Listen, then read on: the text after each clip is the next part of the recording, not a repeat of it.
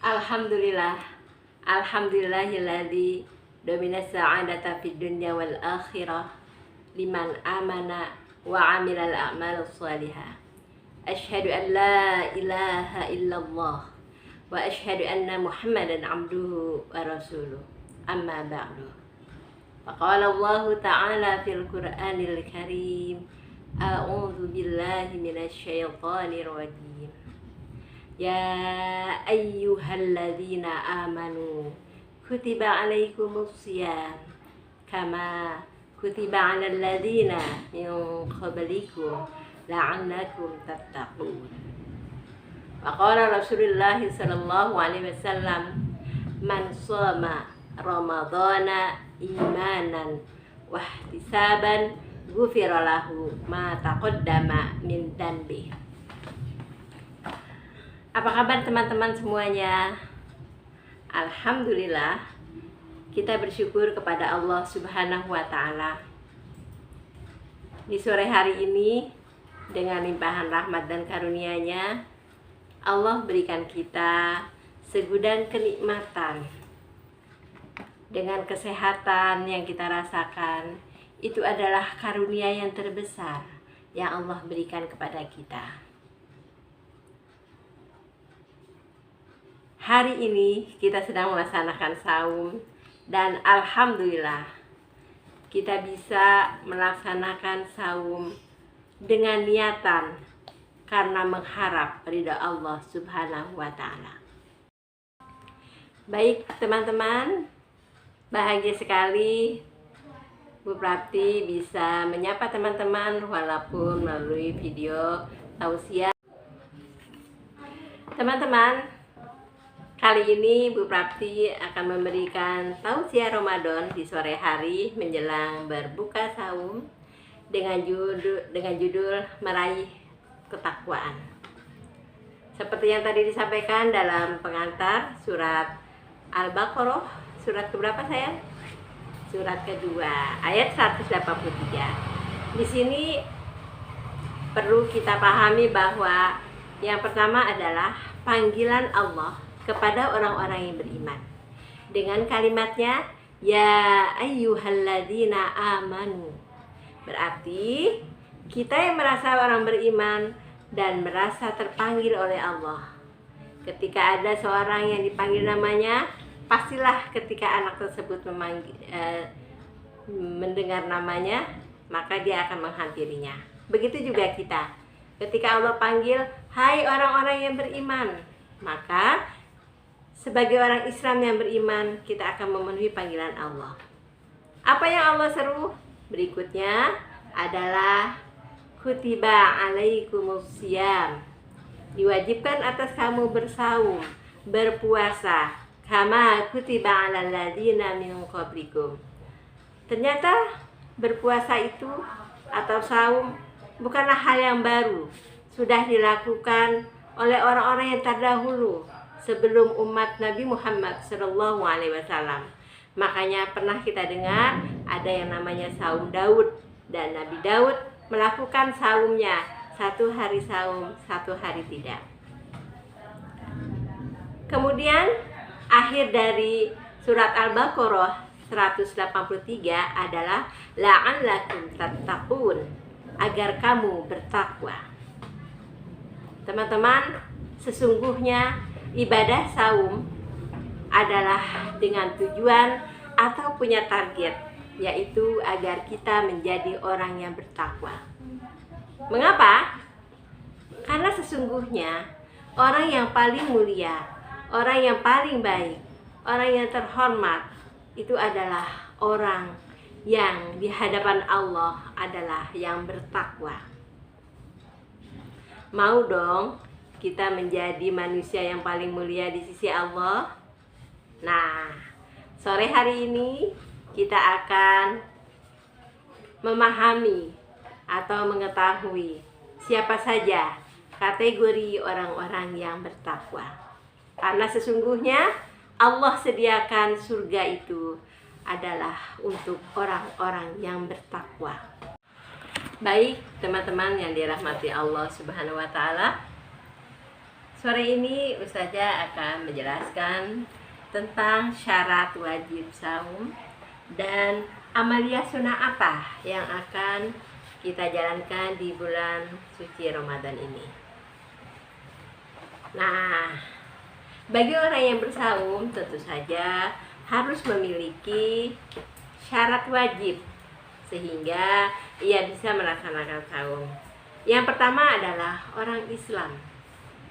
Kita bersyukur kepada Allah dilahirkan oleh bunda kita dengan beragama Islam. Berarti dengan keislaman, dengan kita beragama Islam, maka kita bisa melaksanakan saum. Yang kedua adalah akil balik, sudah dewasa atau mukallaf. Teman-teman, bagi wanita yang sudah menstruasi atau bagi laki-laki yang sudah tumbuh bulu-bulu halus, maka itu sudah dikategorikan tanda-tanda akil balik.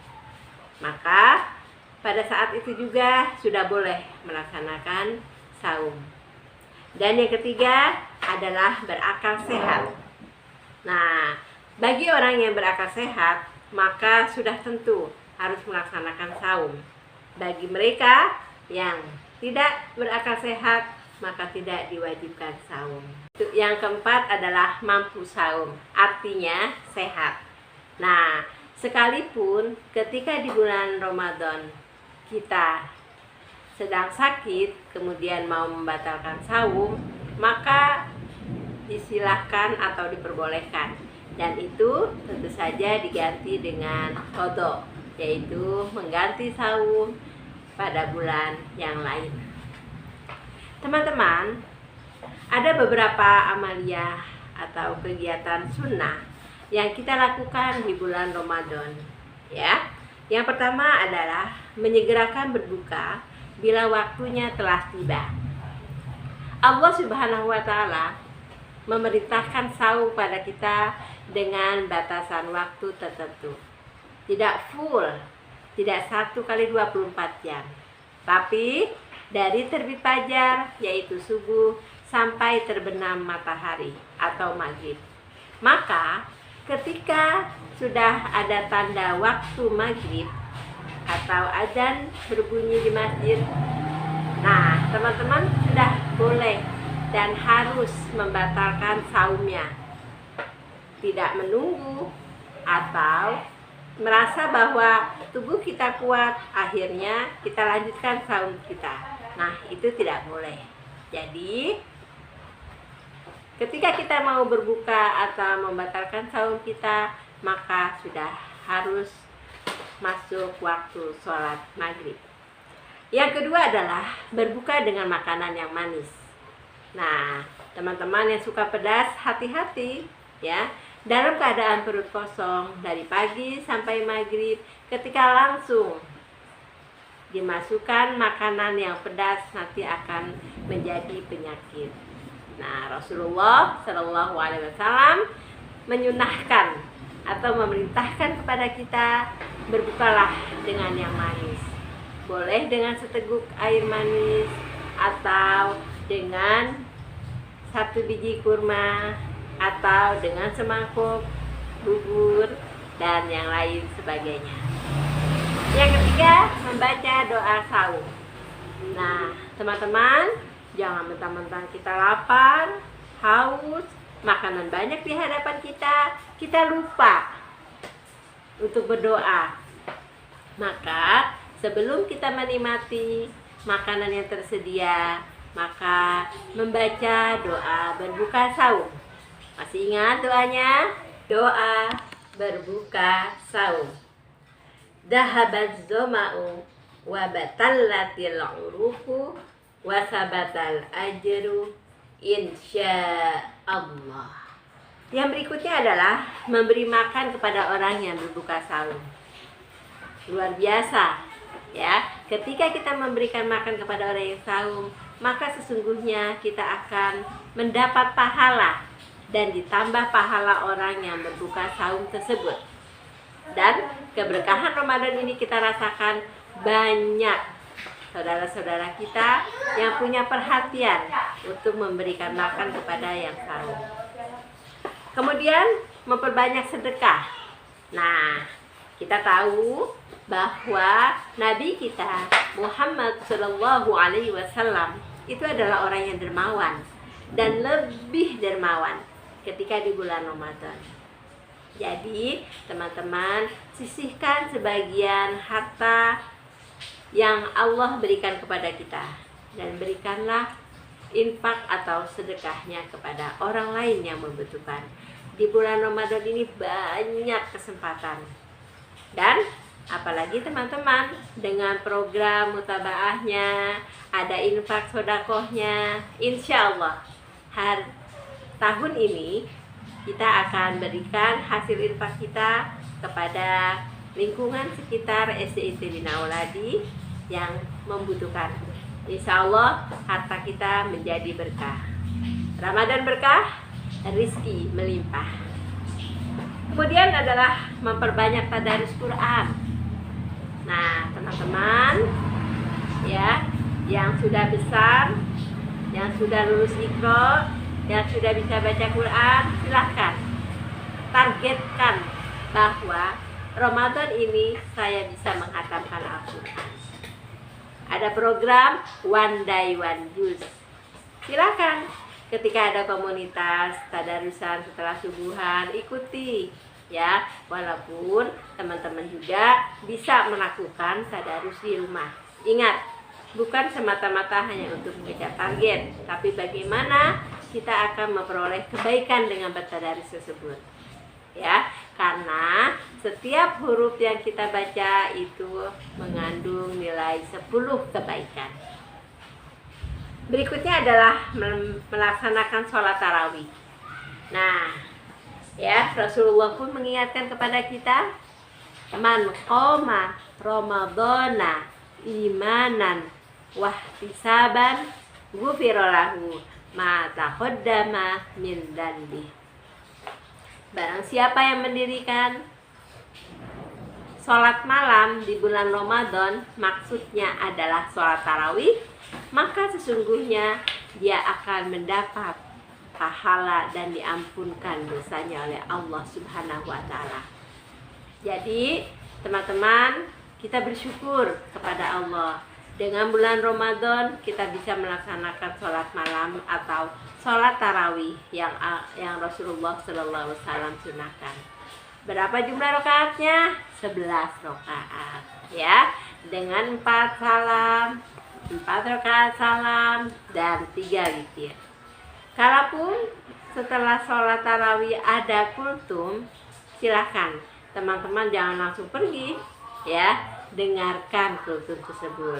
Karena dengan kita mendengarkan kultum, kita akan meningkatkan wawasan kita tentang keislaman dan akan meningkatkan ruhaniyah yang Allah berikan atau yang ada pada diri kita. Baik teman-teman, ketika kita melaksanakan saum Ramadan, jangan sampai setiap tahunnya berulang dan berulang. Artinya Rasulullah singgung bahwa berapa banyak orang yang melaksanakan saum itu hanya dapat lapar dan haus, tidak mendapatkan pahala. Kok bisa?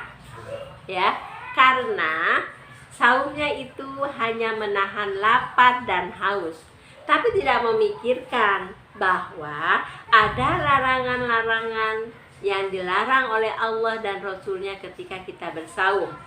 Seperti kita berkata kotor, berkata dusta, atau berbuat dosa. Jadi ketika kita saum, belajarlah untuk bersabar dengan diam. Qul khairan aw liyasmut. Bicara yang baik atau diam. Atau kita mencaci maki, ya, karena kita tidak bisa menahan emosi, maka kita marah. Padahal kalau kita sedang saum, maka saum itu jadi tameng. Asyamu junahun, ya. Jadi ketika ada orang yang mengajak kita untuk memancing emosi kita, maka katakanlah, maaf, saya sedang saum. Afwan, ana soimun. Atau kita juga berkelahi atau bertengkar Nah, ini harus dihindari ya. Jadi di bulan Ramadan ini kita harus meninggalkan amal-amal apa saja yang bisa merugikan atau yang sia-sia. Atau kita gibah, membicarakan orang lain. Nah, ini pun bisa menghilangkan nilai pahala saum kita. Atau perbuatan dosa yang lainnya ya, seperti kita berbohong ketika kita sahur bersama ayah bunda kita di rumah pada pagi harinya, ternyata siang harinya ayah bunda kita tidak tahu kalau kita ternyata sudah membatalkan saum kita dengan minum atau makan di siang hari. Nah, teman-teman, Bu Guru yakin teman-teman sudah kelas 5, berarti sudah besar ya. Nah, berarti sudah tahu mana yang harus dilakukan atau mana yang ditinggalkan. Sekali lagi, selamat menunaikan ibadah saum Ramadan. Semoga kita menjadi hamba-hamba Allah yang bertakwa. Terima kasih. Aqulu qauli hadza wa astaghfirullah li wa lakum. Wassalamualaikum warahmatullahi wabarakatuh.